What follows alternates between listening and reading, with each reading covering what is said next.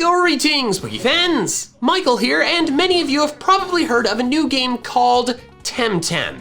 It is a monster catching and battling game with an exploration element, and it's Pokemon, but it's different. Temtem is currently being discussed a lot in the Pokemon fandom right now because it is so similar to Pokemon and could be considered a competitor. And many already have opinions about it. Some say it's better than Pokemon, some say it's worse, and some, including myself, think it's too early to say for sure. After all, the game is in early access. It's not finished, so it's going to change a lot over the course of the next couple years maybe. Because I think it's too early to provide a fleshed out review of the game, that's not what this video is going to be. It's not gonna be a discussion of whether Temtem is definitively better than Pokemon or not. Instead, it's going to be a discussion of the game's differences, how it mechanically and gameplay-wise differs from Pokemon, so you can keep in mind those differences when deciding whether or not you want to buy Temtem. Or if you already intend to play it, you can know these things before going into it. So don't forget to subscribe to my channel, and let's start with the discussion of the creatures themselves, the Temtem. Like Pokemon, there are many of all shapes and sizes, and many can evolve, pretty much all by leveling up. They also have abilities, but they're called traits, and they have varying base stats depending on the species. Also like Pokemon, every Temtem species has one or two types. Now, a lot about these types is very similar to Pokemon, but there are some distinct differences. There's fire, water, and electric types, all of which share the same name and behave similarly to their equivalent Pokemon types. But then, pretty much all of the rest of the Temtem types seem to be based on a Pokemon type, but have a different name. Nature type is grass, toxic type is poison, melee type is fighting, crystal type is rock, wind type is flying, earth type is ground, mental type is psychic, and neutral type is normal. Then there's one more Temtem type that does not seem to come from Pokemon, that being the digital type. So that leads to 12 Temtem types total. That was quite some good alliteration there. That means that ice, bug, dragon, fairy, steel, dark, and ghost do not have equivalent Temtem types. With different types, you of course have a different type matchup chart, which you can see here. Now, I'm not gonna go into the details of the entire type chart because you can just look at it for yourself, but there are some interesting things to note just right away. One of the first things you might notice is that there are no immunities. Every Temtem can be damaged by every type attack. As for the overall matchups, many type matchups are the same as in Pokemon. One big example being the fire, water, nature triangle, or earth being good against electric just like ground.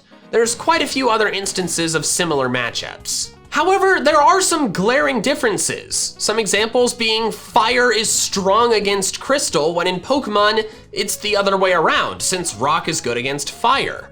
Another difference is that in Pokemon, Normal's only weakness is fighting, but in Temtem, Neutral's only weakness is mental. But there's one type in particular that stands out to me as being extremely different from its Pokemon equivalent, that being the Wind type.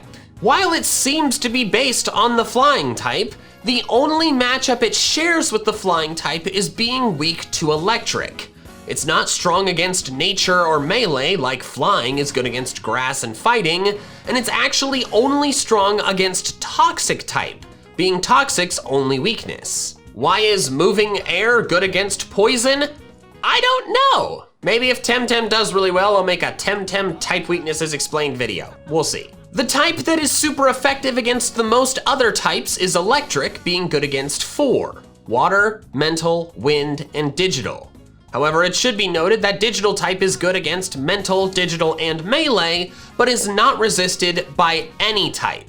The best defensive type is a tie between nature and earth, both of which resist 4 types. So that's the type matchup stuff, and at least for me, it's gonna take a little while to get used to a very different type chart than the Pokemon type chart, but I'll get there eventually. Now let's move on and talk about the adventure differences. I can't speak to a whole lot of it because I haven't gotten super far into the game, but there was a lot that I can talk about that you notice just immediately. Much of it is the same. You start out in a town, get a Pokedex equivalent called the Tempedia, and have a rival, one that actually wrecks you in your first battle. You also get to choose between 3 starter Temtem, Turtwig, Chimchar, and a floating baby. Obviously, I'm kidding. They're actually called Crystal, which is a terrible name because it's the same word basically as its type, Smazzy, and Hoochik. Hoochik? I'm not really sure how to say this one. Unlike Pokemon, they are not a part of the grass, fire, water type triangle, or I guess nature, fire, water type triangle. Instead, they form a different type triangle, that being Crystal, Melee, and Mental. Crystal is the Crystal type, Smazzy is the Melee type, and Hoochik is the Mental type. Mental is good against Melee, Melee is good against Crystal, and Crystal is good against Mental. Because apparently, rocks are good against mines. Well, actually, now that I think about it, if you hit someone in the head with a rock, that's probably not good for their brain. According to the online Temtem wiki, the starters do have 3 stages, but their final stages are not currently in the game at the time of writing this video. After you get your starter, the adventure seems to be just like a Pokemon adventure, battling your way through routes and catching Temtem along the way to reach new locations where you can take on dojos, the equivalent of gyms. As you progress, you also get access to more areas thanks to overworld tools like the surfboard or climbing gear, which are basically HMs. One thing I do want to mention about the adventure that I think is pretty nice is that early on you get an item called the Temtessence Vial. It's a single-use item that fully revives your entire party, but it's a permanent item that refills every time you visit the game's equivalent of a Pokemon Center. It's really nice to get 1 free heal while traversing through pretty lengthy routes. And now, for the battle differences. One big one is that virtually every fight is a double battle, as if you were playing Colosseum or XD. Wild Temtem can show up as 1 or 2, but you will always use 2 against them if you have 2 or more on you. Side note, one thing that I think is a nice improvement over wild double battles in Pokemon is that you don't have to knock out one of them to catch the other. You can capture one before knocking out the other one and even catch both if you want. That was not the case for double battles in previous Pokemon games, so that's a nice change. The battles progress much like Pokemon battles do. You select your attacks and then they are carried out in order based on speed and priority. To win, you have to KO all of the opposing Temtem. The stats are still HP, attack, defense, special attack, special defense, and speed, and moves still fall into the category of physical, special, and status.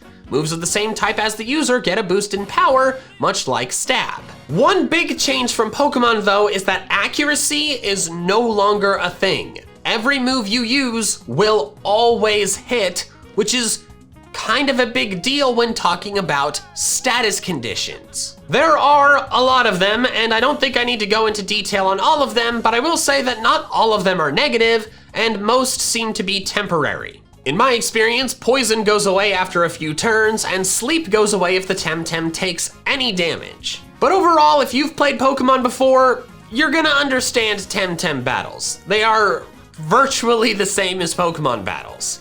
However, there are 4 big mechanics of them that are very different from Pokemon, and I wanted to explain those to help you out, because I had to learn these on the job.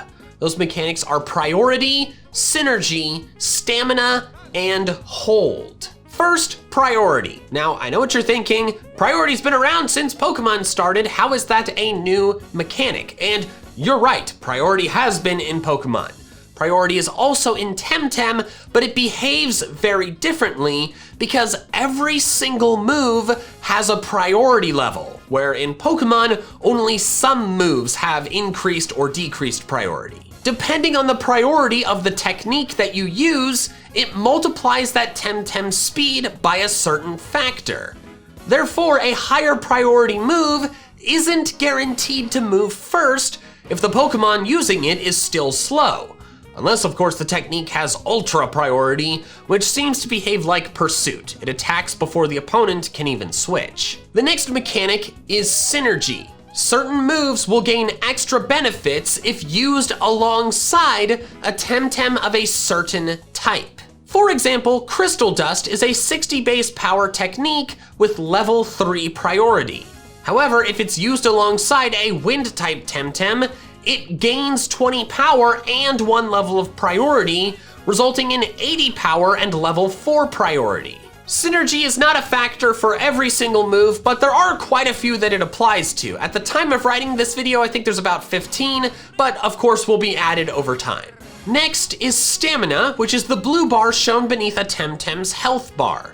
Each use of a technique costs stamina, and the stamina cost depends on the power of the move, with stronger attacks costing more stamina. Techniques can be used if the Temtem does not have enough stamina for them, but the extra points will be taken out of their HP, and they won't be able to move on the following turn. This is called overexertion. Temtems recover a little bit of stamina at the end of each turn, but if you command the Temtem to rest, or basically pass, they will recover much more stamina in exchange for not doing anything that turn. Stamina does completely recover at the end of every battle though.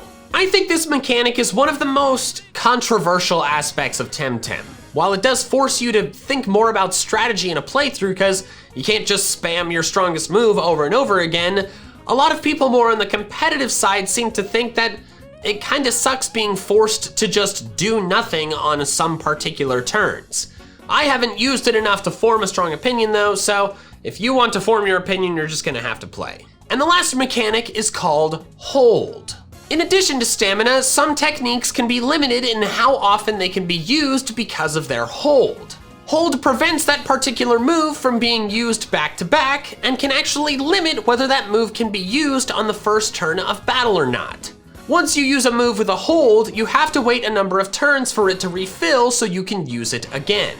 So that covers the big important differences between Temtem and Pokemon.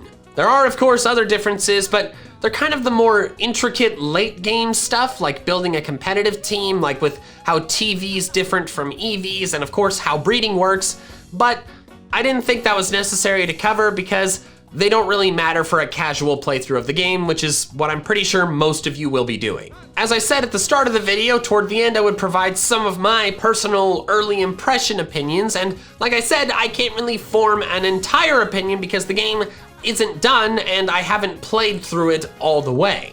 But what I can say right now is that anyone saying that it's better than Pokemon is full of crap. The game isn't done, so it's far too early to be making grand statements like that. One thing that I will say about Temtem is that right now I don't know if it differs enough from Pokemon. Yes, I made this video, but I could explain all of the differences in what, like 10, 12 minutes? So I'm just concerned it doesn't have anything unique enough from Pokemon to make it stand out. So, I mean, it seems like it'll be fun, but I'm not sure it's different enough. Thanks so much for watching, and an extra special thanks to my patrons over on Patreon who are helping support my channel in a way independent of the fluctuating YouTube ad revenue.